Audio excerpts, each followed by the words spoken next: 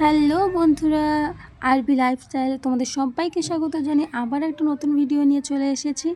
এটা কোনো ব্লগ নয়, এটা হলো রেসিপি ভিডিও। তো আজ বানাবো এগ তড়কা। প্রথমেই তোমাদের দেখিয়ে দিলাম, আমি তড়কা সকালে ভিজিয়ে রেখেছিলাম, রাত্রে বানিয়েছিলাম এটা। তো আমার প্রেশার কুকারে দেওয়ার কোনো প্রয়োজন হয়নি। আমি এটাকে এমনি একটা গামলার মধ্যে সেদ্ধ বসিয়ে দিয়ে দিয়েছি। লবণ, হলুদ আর কিছুটা পরিমাণে লঙ্কার গুঁড়া দিয়েছিলাম। তো ওটা বয়েল হতে থাক, তার আগে প্রিপারেশন করে নিয়েছিলাম। একটা ডিমকে আমি ভেজে নিয়েছিলাম, একদম ভেজে নামিয়ে রেখেছিলাম। তারপর কেটে নিয়েছিলাম পেঁয়াজ, রসুন, আদা, টমেটো, ক্যাপসিকাম, ধনেপাতা, কাঁচা লঙ্কা।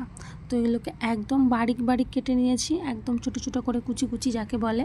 তো এগুলো কেটে নেওয়ার পর কড়াইতে আমি দিয়ে নিয়েছি সাদা তেল, তারপর দিয়েছি রসুন, তারপর দিয়েছি আদা, গোটা গরম মশলাও দিয়েছিলাম।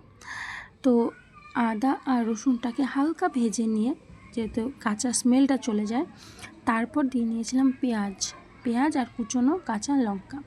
এগুলো দিয়ে আমি হালকা নেড়ে নিয়েছিলাম। তারপর দিয়ে নিয়েছিলাম গোটা জিরে। তেলের মধ্যে প্রথমে আমরা গোটা জিরে কিন্তু দেইনি, পরে অ্যাড করেছি। তো তোমরা ওইভাবে করো, আশা করি খুব ভালো লাগবে।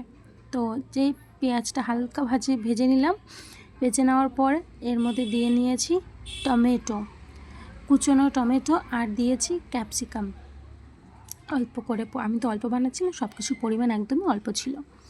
তো তারপর এখানে আমরা মশলা দিয়ে নিয়েছি। মশলা বেসিক্যালি যে মশলাগুলো আমাদের ঘরে থাকে, অল্প কাশ্মীরি লঙ্কার গুঁড়ো, অল্প জিরে গুঁড়ো, হলুদ, লবণ, যে যতটুকু পরিমাণ, যে যতটুকু জিনিসটা নেবে, তরকারিটা বানাবে, তো সেই আন্দাজে তোমরা ওই হলুদ, লবণ, জিরের গুঁড়ো, হয় অল্প গরম মশলার গুঁড়ো অ্যাড করেছিলাম। তো এইবার যেই আমার মশলাটা কষানো হয়ে গেল, 80% মতো মশলা আমার কুক হয়ে রয়েছে। তো তারপরে আমি যে রাজমা দিয়ে দিয়েছি, রাজমা ডাল সবই তো মিক্স করা আছে, রয়েছে এখানে তরকায়। তো সব কিছু দিয়ে দিলাম। দেওয়ার পরে এটাকে ভালো করে কষিয়ে নিয়েছিলাম। কষিয়ে নেওয়ার পরে আমি জল দিয়ে দিয়েছি, অল্প পরিমাণটা, খুবই অল্প। তো 1.5 কাপ 2 কাপের মতো জল দিয়েছি। জল দিয়ে একটু নেড়ে নিয়ে তারপর দিয়ে নিলাম তড়কা মশলা। আমার এই তরকাটার সাথে তড়কা মশলাটা এসছিল, তো আমি সেই মশলাটাও এখন লাস্টের দিকেই দিলাম, যাতে ফ্লেভারটা থাকে।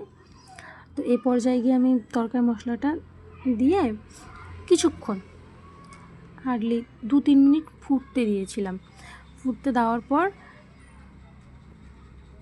দিয়ে দিলাম ডিম কুচোনোটা, যে কুচোনো ডিমটা আমি ভেজে রেখেছিলাম, ভুর্জিটা। তো তারপর এই যে ধনেপাতা, এই দুটো রয়েছিল, দেওয়া বাকি ছিল, তো আমি এখন এটা দিয়ে দিলাম। এটা দেওয়া হয়ে গেলে আমি আরও কুক করব 2 থেকে 3 মিনিট। তো বেশ ভালো লাগছে দেখতে, না? এখন দেখার পালা কেমন খেতে হয়। বন্ধুরা, সত্যি বলছি, আমি তো খেয়েছি, আমার তো খুবই ভালো লেগেছে। আমার হাজবেন্ড খেয়েছে, ওর খুব ভালো লেগেছে।